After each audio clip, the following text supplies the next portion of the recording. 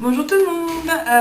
J'ai décidé cette fois-ci de faire une vidéo un petit peu particulière. C'est à la fois un peu...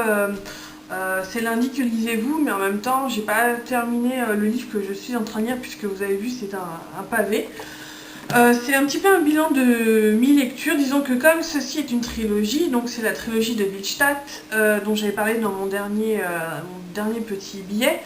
Donc c'est une trilogie, donc il y a 3 livres et il se trouve que j'ai terminé le premier livre il y a quelques jours, la semaine dernière.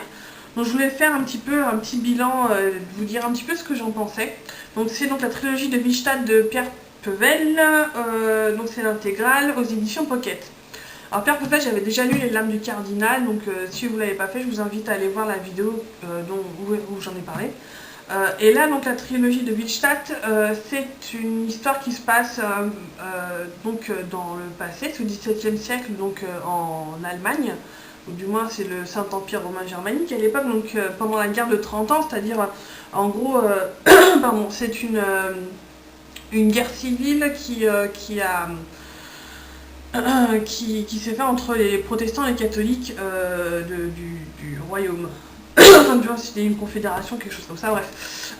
Et donc, ça se passe dans ces temps-là. Ce qui est assez intéressant, c'est que vraiment tout se passe en hiver. L'action se passe en hiver, donc on ressent vraiment le froid et puis vraiment les conditions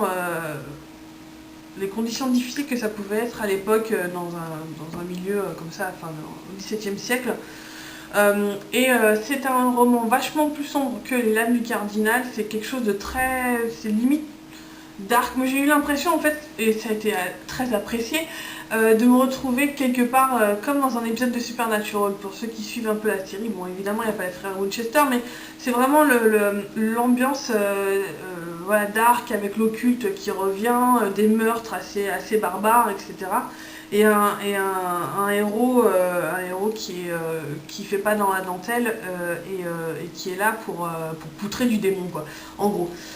Donc le premier bouquin dont j'ai terminé et je peux vous dire que j'ai vraiment apprécié. Là j'ai commencé directement la suite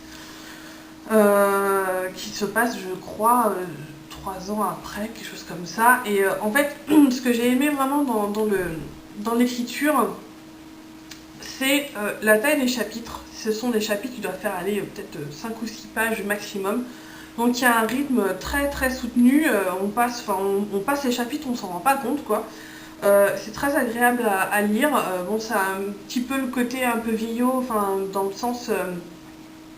ça se passe au XVIIe siècle, donc il ne peut pas écrire comme si ça se passait au XXe ou XXIe siècle.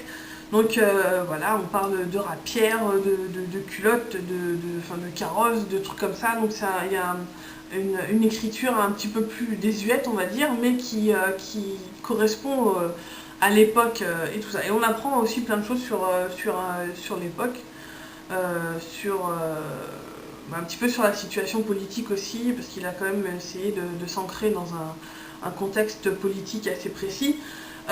Donc moi c'était une période que je connaissais pas vraiment, j'ai un petit peu découvert en lisant ce bouquin, et voilà, sinon c'est vraiment une très très très jolie découverte que je vais m'empresser de continuer. Donc voilà, c'était un petit peu le bilan du tiers de ce livre-là. Je me suis dit que j'allais faire une vidéo maintenant, sinon vous n'alliez pas me voir pendant 3 mois. Voilà, en gros c'est fini, donc je vous fais des bisous et puis je vous dis à la prochaine. Ciao.